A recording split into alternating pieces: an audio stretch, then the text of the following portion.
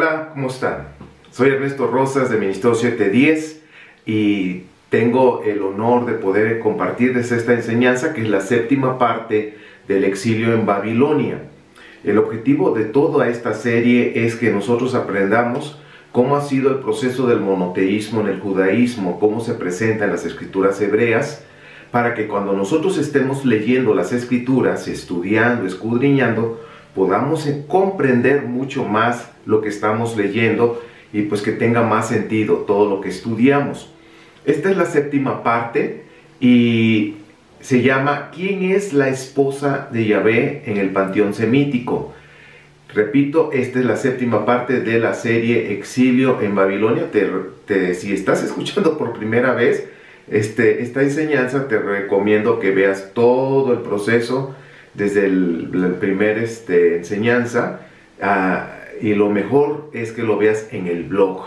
Entonces, cuando entres aquí en la sección de YouTube, en la sección de todo lo que es el exilio, vete ahí a la información principal de lo que es esta serie, y ahí viene el blog, donde vienen todas las enseñanzas con las diapositivas, con todo lo que creo yo que puede ser de utilidad para ti, para estudiar.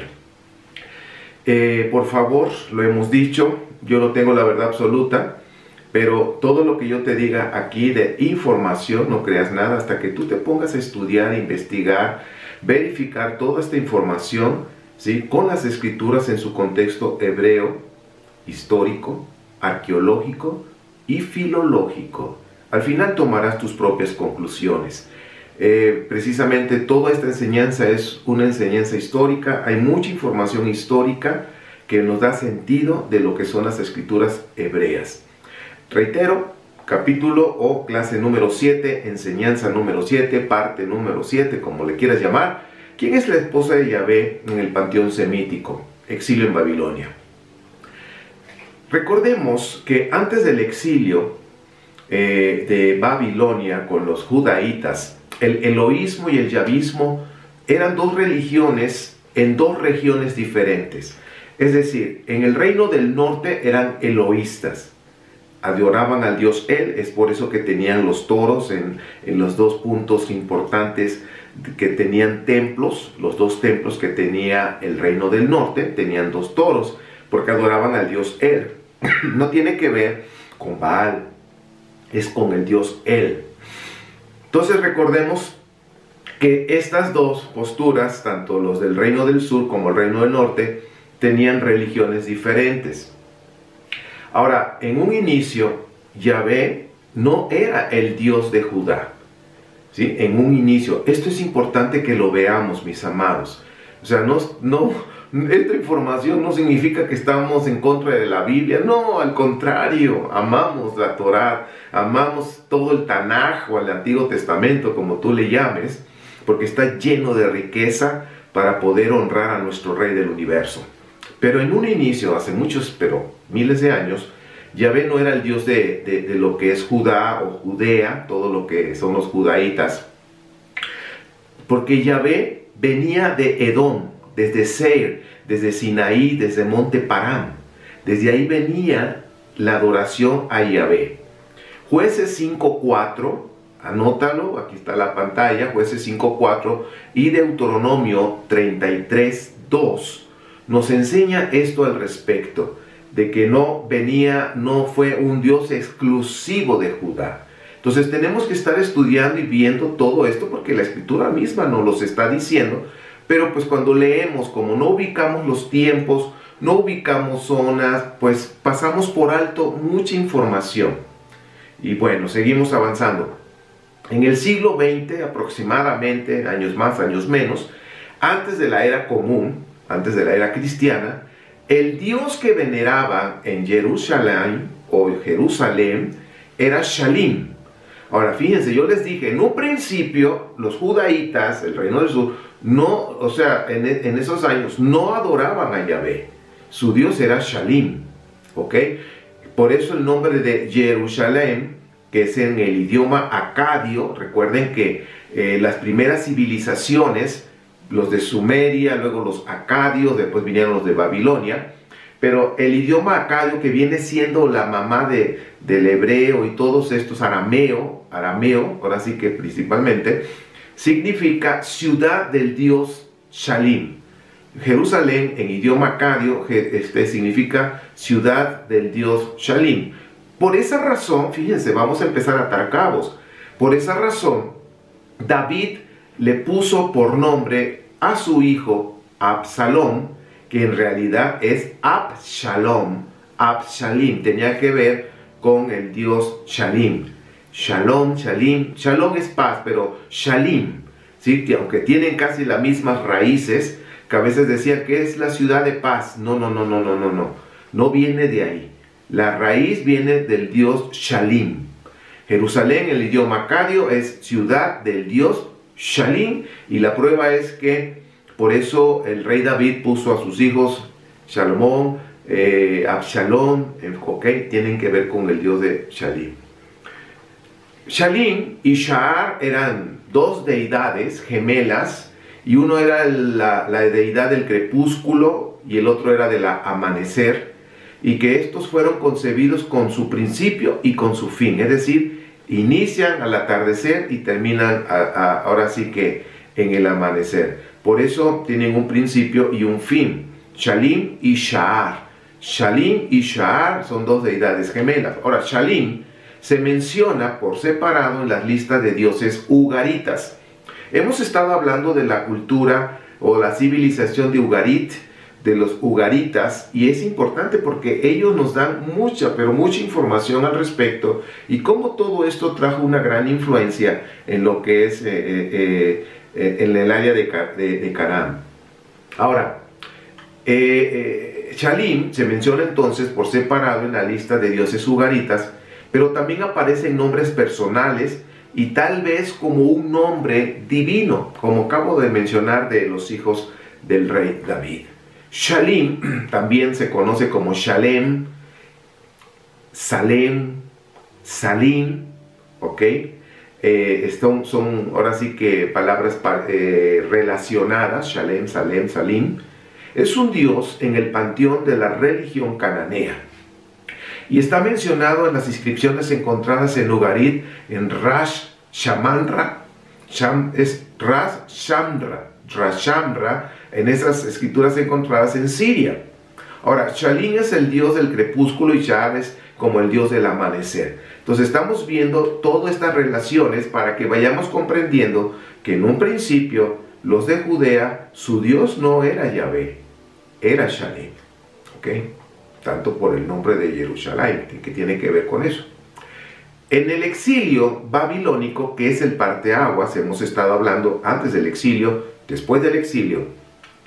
El exilio en Babilonia facilitó sin duda a los sacerdotes judaítas conocer los grandes mitos mesopotámicos de la creación y del diluvio.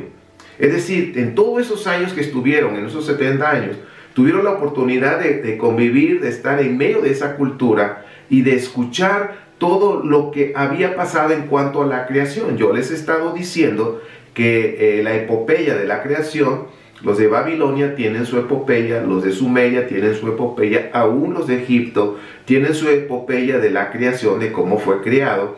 Y también hay una similitud de los hermanos que se pelean, los hermanos que tienen problemas. En esas culturas también te hablan, por supuesto con diferentes nombres, pero hablando de la esencia del personaje son los mismos. Entonces los sacerdotes judaítas escucharon todo eso e hicieron su versión. Por eso lo que nosotros encontramos en la Torah es la versión israelita, ¿ok?, de cómo fue la creación. Por eso en el judaísmo se conoce que del capítulo 1 al capítulo 11 es la prehistoria. Y ya del capítulo 12 en adelante ya estamos hablando de la historia de Israel, de cómo fue formado Israel, y por eso empieza con un matrimonio que es Abraham y Sara. ¿Ok? Y de ahí en adelante se empieza a formar la nación de Israel. Entonces, en Génesis tenemos que ver cómo fue creada la humanidad, del 1 al 11, capítulo 1 al 11, del 12 en adelante es cómo fue creada la nación de Israel. Bien, entonces, el nacimiento del judaísmo, ¿sí?, en la época persa se acompaña del nacimiento prácticamente del monoteísmo. En el tiempo que fue liberado, ahora sí que Israel, cuando estaba en Babilonia y que entró ahora el imperio persa, y fue cuando ya pudieron reconstruir el templo y trajeron lo que es la Torá, lo he estado diciendo, la Torá se escribió en el exilio de Babilonia y se la adjudicó que fue Moshe el que escribió. ¿Ok? Eso está en la historia, eso no me lo invento. Hay personas que dicen, pero es que aquí en Éxodo dice que lo escribió Moisés. Pues sí, porque así lo pusieron los escribas judaítas, eran judaítas. Bien, hoy la Biblia, hablando de la Biblia hebrea principalmente, no hablo de las escrituras nazarenas, esas las vamos a hacer a un lado, sino la Biblia hebrea es un documento monoteísta, pero los autores, los redactores, los que narraron la narración bíblica, integraron igualmente rastros politeístas. Sí, es decir, si nosotros leemos las escrituras, vamos a ver, sobre todo lo que es el Tanaj, hay rastros de cuestiones politeístas, como el caso del libro de Job, y en numerosos salmos donde Yahvé aparece rodeado por una corte celestial, que también se le conoce como la corte de dioses, donde está rodeado con otros dioses. Números 23-22 dice, Él, acuérdense que el que tiene el triangulito arriba, significa que es el Dios Él, que los libertó de Misraim, está a favor de ellos con cuernos de toro salvaje. No olvides eso, con cuernos de toro salvaje. Los cuernos representan al Dios Él, pero también representan autoridad, el que tiene la autoridad suprema. Éxodo 32:4 dice, los recibió de ellos, los echó en un molde, y con ellos hizo un becerro de oro. Estamos hablando en la época que Moshe subió al monte a encontrarse con el Eterno, y dice, y con ellos hizo un becerro que realmente fue un toro, pero bueno, se tradujo como becerro. Dice, y ellos exclamaron, este es tu Elohim, oh Israel, que te sacó de la tierra de Misraim, de Egipto. Ahora, ¿qué Dios, esta es una pregunta, ¿qué Dios los liberó de Misraim, de Egipto? ¿Quién fue? Y aquí la escritura, Éxodo 32:4, dice que fue el Dios Él. Y el número 23:2 dice que fue el Dios Él. Entonces, aquí estamos viendo ahora cómo el pueblo está representando al Dios Él, representando que el toro representa al Dios Él. Ahora, no se trata del toro de Baal, que quede claro. O sea, cuando estaban en el desierto no estaban hablando del toro de Baal, sino era el toro de Él, del Dios Él, y en conformidad con la asimilación que se había efectuado en Canaán. O sea, el Dios toro, que estaba representado como toro, hará las funciones del Dios de los padres, irá al frente del grupo. Por eso dice Éxodo 32:1 que iba al frente del grupo como un líder. Entonces aquí estamos viendo en Éxodo al principio cómo el Dios Él es el que liberó a Israel, iba liderando el grupo. ¿Sí? Bien. Ahora, ¿qué relación hay entre el Dios Él y Yahvé? ¿Cuál es su relación? No tenemos idea cuál es la relación que tiene Yahvé y el Dios Él. Ahora, el yavismo tiene un origen independiente de la religión Él. O sea, el yavismo y el eloísmo, el Dios Él y Yahvé, son dos religiones en aquellos tiempos diferentes, pero que la misma escritura hebrea los menciona. Entonces, aunque son dos religiones diferentes, el Dios Él y Yahvé, entonces llegó a efectuarse una asimilación entre los dos. Entonces vamos a ver ese proceso en esta enseñanza. Balaam, por ejemplo, en Números 23:8, repito, capítulo 23:8, y luego nos brincamos hasta el 21:22 y luego el 24:8. Vemos en estas escrituras que Balaam establece un paralelismo entre el Dios Él y Yahvé. Hay un paralelismo. Recordemos que en ese tiempo, en la cultura semítica, el Dios Él es el supremo. el Altísimo, ¿ok? El Todopoderoso, el Supremo, el mero mero, el Rey del universo, ¿ok? Ese lo ocupaba el Dios Él. En Éxodo 32, 8 al 9, dice, cuando Elión es Él, el Dios Supremo, dice, le dio a las naciones su hogar y estableció las divisiones del hombre, fijó los límites de los pueblos, es decir, las fronteras, fijó los límites de los pueblos en relación con los números de Israel. Ahora dice, porque la porción de Yahvé es su pueblo, Jacob la heredad que le tocó. Ahora, si nosotros nos estamos dando cuenta, aquí hay un politeísmo. O sea, la monolatría significa yo tengo un Dios, pero reconozco que hay otros dioses. Esa es la monolatría. Pero cuando ya empiezas a adorar otros dioses, teniendo el tuyo, ya se cae en el politeísmo. O sea, yo adoro más de un Dios. Entonces vemos que había monolatría, pero también politeísmo. Y aquí mismo Éxodo nos está enseñando que Elión, el Supremo, que es el Dios Él, repartió tierras y a cada tierra le dio un Dios. ¿Sí? Y de acuerdo a esto son 70 dioses, porque Elión tuvo 70 hijos, que son 70 dioses. Ahora, fíjense, esto lo dice la Escritura. Entonces, la porción que le tocó a Yahvé fue Jacob. ¿Ok? Entonces, por eso se dice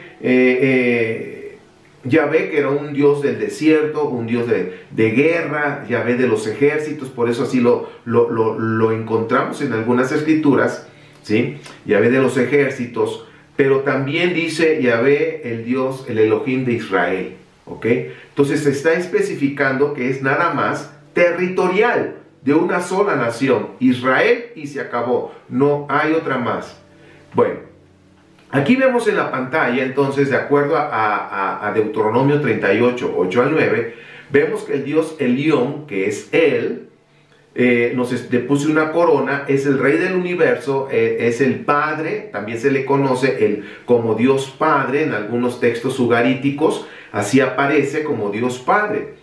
Y si te das cuenta, después ya con el tiempo, en el primer siglo, nuestro Mashiach, Yeshua, nuestro Santo Maestro, se dirigía al Supremo como su Padre. Entonces tenemos que ver toda esa influencia ugarítica de aquellos tiempos. Ahora, estamos hablando de 70 hijos. ¿Por qué? Porque en el panteón cananeo existían 70 dioses que eran hijos de dos dioses, que en este caso se hablaba del dios El y Asherah. ¿Ok? Entonces cada nación recibió un dios, Moloch, y en fin, así cada nación tenía, por ejemplo, los filisteos que venían de los mares, su dios tenía que ver con un pez. ¿Ok? Entonces, así sucesivamente, dependiendo la zona, zonas montañosas, zonas desérticas, por eso Yahvé era el Dios del desierto, en fin, según las zonas en Israel o en aquellos lugares del Medio Oriente, tenían su Dios. Bueno, esto es historia y está en la Biblia, no me estoy inventando absolutamente nada. Y ni quiero ofender las creencias de nadie, eso está en la Biblia, está en la historia. Al final te voy a compartir bibliografía seria, de personas reconocidas en Israel, ¿ok? Investigadores y arqueólogos, sobre todo arqueólogos y investigadores que han hecho un gran trabajo de recolección de información histórica y precisamente en Israel han condecorado a estos investigadores. Por eso te digo que la literatura o la bibliografía es seria, totalmente seria. Bien, esta asimilación entonces, ya estamos hablando de Yahvé y el Dios Él, estaba ya preparada. Estamos en el exilio. Recuerden que en el exilio fue cuando se escribió Génesis, Éxodo, Números, Levítico, aunque ya previamente, antes del exilio, ya estaba el Sefer de Deuteronomio, que en el año 600, aproximadamente 622, antes de la era cristiana, el rey Josías empezó a ser más radical y decir que Jerusalén era el único lugar de adoración, y ahí en el templo, y empezó a enfocarse a un Dios, ¿sí? Empezó a enfocarse a Yahvé. Bien, y en el exilio siguieron toda esa escuela deuteronomista, así se conoce, y empezaron a escribir todo lo que ahora conocemos como la Torá, y todo ya llevándolo de la mano paso a paso hasta llegar que solamente es Yahvé. Ok, yo los voy a ir llevando también de la mano para que lo vean con las escrituras, pero tenemos que verlo con las escrituras en los originales hebreos. Una buena traducción como la BIM sí te lo pone como debe de ser el Dios Él, en otras versiones no te lo pone. Entonces, por eso menciono mucho esa Biblia. Bien, esta asimilación que tuvo de Yahvé a Él, que se convirtió realmente en el Supremo, ya estaba preparada.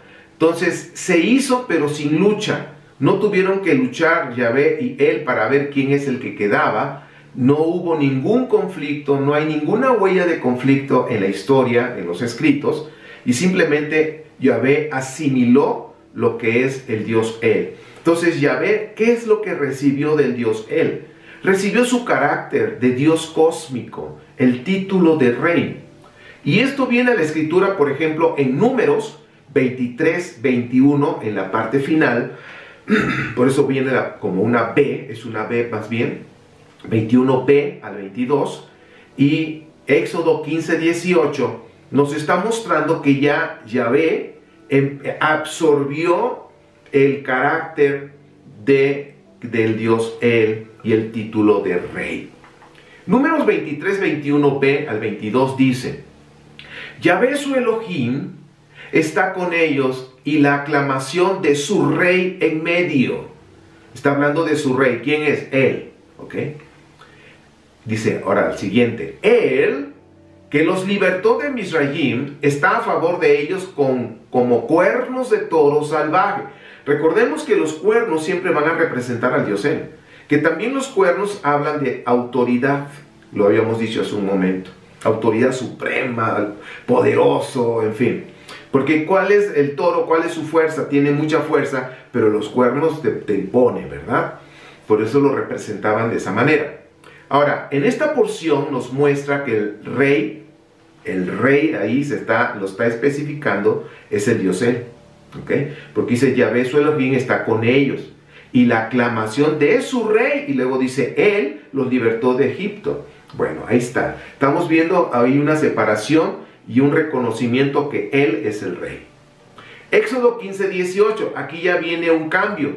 Ya aquí, fíjense, estamos hablando hace un momento en Números. Estamos hablando de dos libros diferentes, ¿sí? De dos escritores diferentes, ¿ok?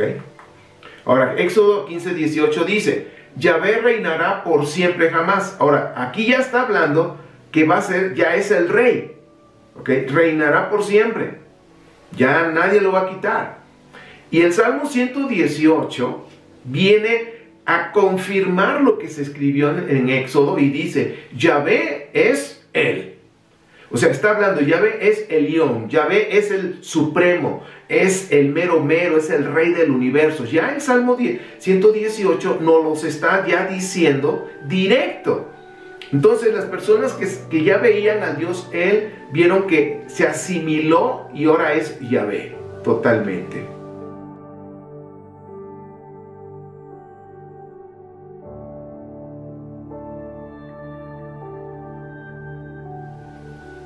Estábamos hablando del Salmo 118, 27. Yahvé es Él y dice así, Él nos ha dado luz, amarren la ofrenda festiva con cuerdas a los cuernos del altar. Recordemos que los cuernos representaban al Dios Él. Recordemos también que los cuernos nos hablan de autoridad suprema, ¿sí? Entonces ahora ya Yahvé es la autoridad suprema. Y aún en el templo que ya existían los cuernos, está aquí el salmista está diciendo, Yahvé es Él. Ya de aquí en adelante vamos a estar invocando el Yud, Het, Bat, Hei, Yahvé. ¿Ok? Entonces aquí estamos viendo la transición de jerarquía y ahora el rey del universo es Yahvé. ¿Ok? Yahvé, ahora, ya llegamos a un punto, ya se asimiló Yahvé, o sea, Él ya no es el rey del universo y lo vamos a decir como el Elión, no. Ahora es Yahvé, ¿ok? Y aquí viene otro punto. Ya lo entendimos. Ya sabemos. Es Yahvé. Ya ese es nuestro Elohim. Es el rey del universo, como así lo conocimos. Pero yo te estoy presentando cómo fue ese proceso en la cosmovisión, en la mentalidad semítica, hebrea, ¿ok? Israelita. Y cómo nació el judaísmo, que el judaísmo es monoteísta totalmente. Ahora, aquí hay una situación, ya entendimos eso, pero viene otro problema. En el panteón cananeo, Yahvé, bueno, que Yahvé no era exclusivo de Judá, ya se los dije, sino que también estaba en otras zonas, tenía una esposa. O sea que en el panteón cananeo, Yahvé tenía una esposa, era Asherah. Era una pareja inseparable en el panteón de dioses semíticos. Por eso vemos que antes del exilio, en el templo tenían la figura de Asherah. ¿Okay? Ahora, en el proceso de consolidar, porque acuérdense que ya durante el exilio fue el nacimiento del judaísmo monoteísta, de lo que hoy conocemos. Entonces el proceso de consolidar el monoteísmo en Israel, pues era necesario sacar a la mujer como deidad de veneración, de adoración, porque imagínate en una cultura semítica, miles de años adorando a Asherah, lo que hoy se conoce como la Pachamama, ¿sí? La madre tierra, la madre naturaleza, la madre tierra es la misma. Entonces, porque actualmente es una religión que veneran y le dan ofrendas en la tierra y le ponen cosas y todo eso. Pues bueno, ahora necesitaban sacar a la mujer.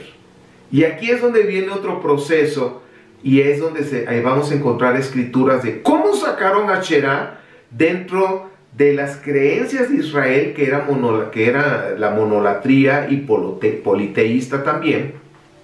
Y aquí vemos en la figura el matrimonio. Como estas figuras había en diferentes lugares, en casas, aún en el templo, hubo con Manasés y otros reyes, metieron esta pareja y adoraban a esta pareja. Yo les he estado diciendo que en algunas traducciones les hablan como las prostituciones sagradas, pero está mal dicho, mal traducido. Eran santos, eran personas apartadas para este servicio, donde pues ahora sí que había hombres y mujeres apartados, y en ciertas épocas tenían una relación sexual para poder motivar a la pareja que hiciera lo mismo, y que en este caso Yahvé, o en otros lugares Baal, ¿sí?, pudiera mandar su esperma, que es la lluvia, y que pudiera embarazar a Asherah, que es la tierra representada, y que la tierra se embarazara y tuviera fruto, tuviera alimento. Entonces por eso vemos que aquí está Asherah levantándose el pecho, y esa posición representa que hay comida, suficiente comida para alimentar a sus hijos. Bien, en otra porción, en otras partes donde tallaban las maderas, los árboles, más bien los árboles, los tallaban y hacían figuras y ponían a Asherah con una panza. ¿Sí? Significa que estaba embarazada, significa entonces que vino el esperma del Dios y la embarazó, significa que iba a haber una buena cosecha. Entonces por eso se prohibió que se pusieran árboles cerca de lo que es el altar, porque siempre los árboles representan a Asherah, porque ahí tallaban a esta diosa y pues la veneraban. Entonces por eso se prohibió que se pusieran esos árboles, porque lo hacían. Tú no vas a prohibir algo a alguien que no está haciendo. O sea, yo no puedo prohibir algo a mis hijos que no están haciendo, ¿sí? Te prohíbo esto, papá, pero yo no lo hago. Pues ok, pues ¿cómo se lo voy a prohibir si no lo está haciendo? Nunca lo ha hecho y ni tiene planes de hacerlo. Entonces no puedo prohibir lo que nunca han hecho. Entonces cuando vemos en la escritura que estaban prohibiendo algo que no querían que lo hicieran, es porque lo estaban haciendo, ¿ok? Entonces ya vemos aquí a lo que es Yahvé y Asherah, su esposa, y ese era el problema. Dice, bueno, ya estamos enfocándonos, ya Yahvé es él, ya es el supremo, es el rey del universo. Eso es lo que significa en el Salmo 118. Es el que tiene los cuernos de toda la autoridad, por decirlo así. Entonces empezamos a ver Zacarías, que es un profeta post-exilio. O sea, después del exilio, Zacarías empezó a escribir. Y Zacarías capítulo 5, del 5 al 11, te lo voy a platicar, por favor léelo y comprueba lo que te estoy diciendo. En esta parte tuvo Zacarías una visión, y en esa visión vio a un recipiente, una vasija, donde había adentro una mujer sentada, es decir, un ídolo, una mujer sentada, quien era Asherá. Y decía el profeta, por revelación del Eterno, dice, esta es la maldad del país. Es decir, aquí estaba mostrando que la maldad del país era una mujer, Asherá. Entonces, ahí mismo en esa visión le mostró que iba a ser llevada a Babilonia, a otro país, iba a ser desterrada. Acuérdense que estamos hablando, que le estaba hablando al pueblo de Israel, y le estaba diciendo, va a ser sacada de la tierra de Israel, ¿sí? Y acuérdense que ya habían regresado del exilio, ya tenían ahí la Torá, ya estaban ahí, ya el templo estaba en servicio. Estamos viendo ahora, dice, vamos a sacar a Asherá y la vamos a llevar a otro país, allá le van a hacer su templo, chequen el dato, le van a construir su templo y ahí la van a adorar. Entonces, ¿por qué? Porque a Yahvé Elohim, a Yahvé el Supremo, ya tenía su templo en Jerusalén. ¿Ok? Ojo, vayan viendo esto. Dice, porque el templo de Yahvé, el Rey Supremo, es en Jerusalén. Entonces, Asherá se tiene que ir y que le hagan su templo allá en Babilonia, porque aquí nada más es Yahvé. Entonces, ¿se están viendo el proceso? Las escrituras mismas nos los está diciendo. Ahora, aquí viene una pregunta. Sacaron a la mujer como punto de adoración. Es decir, Yahvé tenía a su esposa, de repente se la quitan, Yahvé ya no tiene esposa. Ahora, ¿quién va a ser la esposa de Yahvé? Esa es la pregunta. Ahora, ¿quién va a ser la esposa? Porque Yahvé siempre ha tenido una esposa. Entonces aquí vienen las escrituras y nos están mostrando este proceso del monoteísmo. Al ser desterrada Asherá como la esposa del Supremo de Yahvé, su lugar fue ocupado ahora por Israel. Ahora la presenta como la esposa del Rey del Universo, como una alegoría. ¿Ok? Israel representa a la esposa, también representa el primogénito entre las naciones. ¿Sí? Ahora ya estamos consolidando el monoteísmo, que se conoce como el monoteísmo del segundo templo, o el judaísmo más bien. El judaísmo del segundo templo es monoteísmo, porque el judaísmo del primer templo es monolatría y politeísmo. Son dos cosas. Si decimos judaísmo, vamos a hablarlo como si fuera una religión de cómo adoraban a Dios. Entonces se conoce como el judaísmo del primer templo, judaísmo del segundo templo. Este judaísmo del segundo templo, que es cuando nació el monoteísmo exclusivamente, ahora vemos aquí Ezequiel 16, que Ezequiel es un profeta del exilio. O sea, fue contemporáneo con Jeremías, pero Ezequiel le tocó vivir precisamente en Babilonia.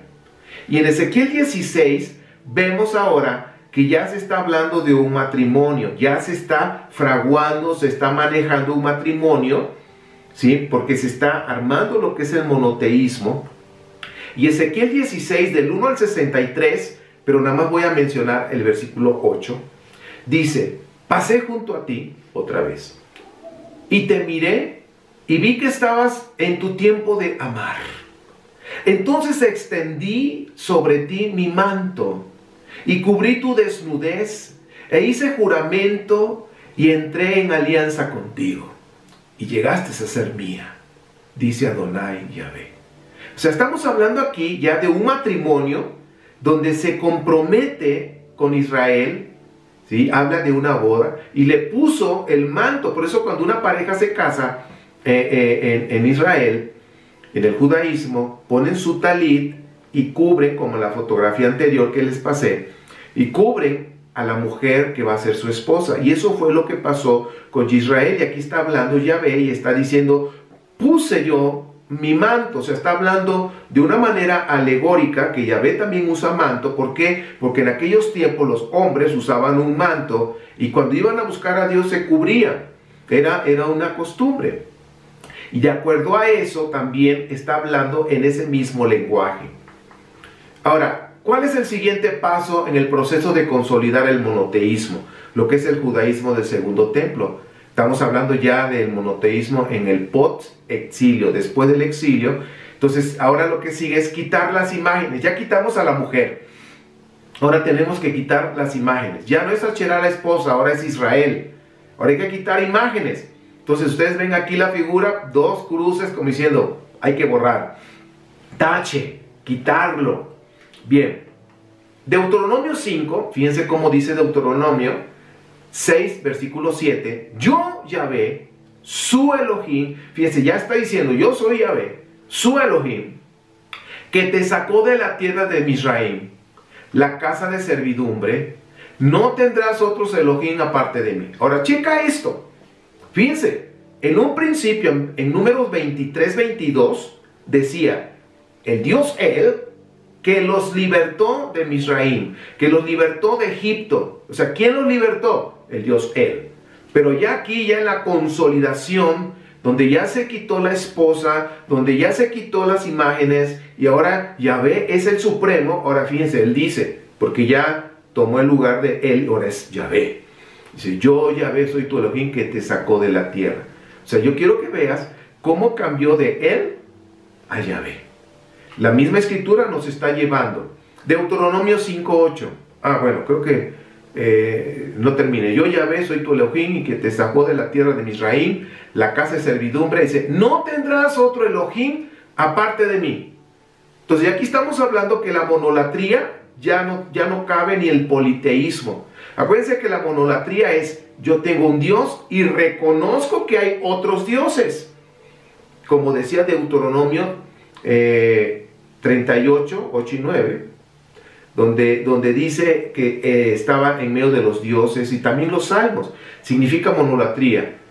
Tengo un Dios, pero reconozco que hay otros. Pero ya cuando pasan al politeísmo, significa, tengo un Dios, pero también adoro a otros dioses, politeísmo. Y por eso dice aquí ya en Deuteronomio, dice, no tendrás otros Elohim aparte de mí. Aquí de alguna manera está reconociendo que hay otros dioses. Date cuenta, aquí hay monolatría. Dice, no tendrás otro Elohim aparte de mí. No tendrás otros dioses aparte de mí. O sea, aquí esto es monolatría, vamos a acabar más bien con la idolatría y el politeísmo. Este versículo del 6 y 7 de Deuteronomio nos está hablando de, vamos a cortar con el politeísmo, pero hay monolatría todavía. Chécalo. Yo Yahvé, yo soy tu Elohim, soy tu Dios, que te sacó de Egipto, la casa de servidumbre. No tendrás otros dioses aparte de mí, monolatría. ¿Qué significa? Que reconoce que hay otros dioses. Seguimos. Deuteronomio 5:8. No te harás una imagen esculpida, ninguna semejanza de los que hay arriba en el cielo, ni abajo en la tierra, ni en las aguas debajo de la tierra. O sea, allá viene segunda parte. No vas a hacer imágenes, ¿ok? Nada de imágenes, ni arriba, ni abajo, ni de nadie. Versículo 9 de Deuteronomio 5. No te inclinarás ante ella ni le servirás, porque yo Yahvé, tu Elohim, soy un Elohim celoso, que visita la maldad de los padres sobre los hijos, sobre la tercera, sobre la cuarta generación de los que me rechazan. Es decir, los que rechazan a Yahvé como el Supremo, como el Rey del Universo. Deuteronomio, ahora fíjense, ahí estamos prácticamente en los 10 mandamientos, que es la Ketubá, que es el compromiso de matrimonio con Israel. Entonces aquí le está diciendo, yo no quiero que que cometas adulterio andando y adorando otros dioses. Esa es la Ketubá. Los 10 mandamientos son la Ketubá o el contrato matrimonial. Ahora, de aquí nos avienta el capítulo 6, 4 y 5, lo que es nuestra columna vertebral del monoteísmo. El Shema es nuestra confesión cuando nos acostamos y cuando nos levantamos y decimos el Shema, estamos corroborando y estamos diciendo, Padre Santo, tú eres el único Elohim, no hay otro fuera. Al decir esto, con el Shema, está rompiendo ya la monolatría. Recuerda, monolatría es, tengo un Dios y reconozco que hay otros. Pero aquí, en este versículo, aunque en el capítulo anterior acabamos de leer, todavía había monolatría, aquí hay una evolución. Y aquí nos está diciendo, checa, escucha Israel, Yahvé, nuestro Elohim, Yahvé es solo, único, Yahvé es Ejad. Y la palabra Ejad significa que es uno y único. Entonces, con este versículo rompemos la monolatría y rompemos de ahí se debe de romper todo, porque la monolatría te lleva al politeísmo. Entonces, esto rompe monolatría y rompe el politeísmo. Por eso, cuando tú y yo, en las noches, en las mañanas, declaramos el Shema antes de acostarnos y al levantarnos, decimos Shema Israel, Adonai Eloheinu, Adonai Echad, o Yahvé, o como tú quieras decir, Adonai Eloheinu, Adonai Echad, estamos diciendo que nosotros tenemos un compromiso de amor porque amamos a Yahvé, que es uno y único. Y único. Y luego dice, amarás a Yahvé tu Elohim con todo tu corazón, con todo tu ser y con todas tus fuerzas. Y yo creo que esta consolidación, ya nosotros estamos viendo entonces el proceso. Mira, hay más cosas. Si yo te dijera tantísima información que hay en las escrituras, pero pues no quiero hacerlo cansado. Yo quiero terminar aquí en este punto y cerrar esta serie en cuanto al exilio, qué fue lo que pasó. Ya estaremos tocando otros puntos, ¿sí? Por ejemplo, el templo. Tenemos que ver, antes de que llegara el Mishkan o el tabernáculo, hubo otras cosas en la historia que necesitamos considerar y entender. Pues cuando lleguemos a ver lo que dice la escritura del templo, lo que es el Mishkan y luego llegó el templo, vamos a descubrir muchas cosas. Yo quiero enseñarte historia, ¿ok?